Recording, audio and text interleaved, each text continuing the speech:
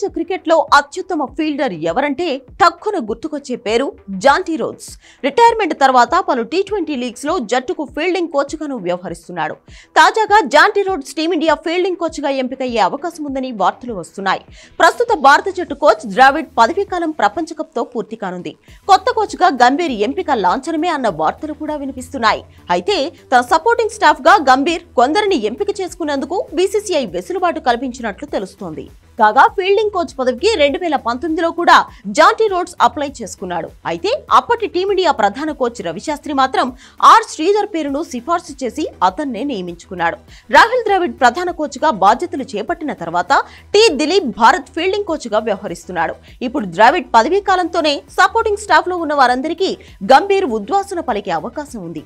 గతంలో గంభీర్ తో పాటే IPL team Lucknow super Giants కు జాంటీ రోడ్స్ ఫీల్డింగ్ కోచ్ గా ఉండడంతో అతన్నే గంభీర్ ఎంపిక చేసుకుంటాడని భావిస్తున్నారు.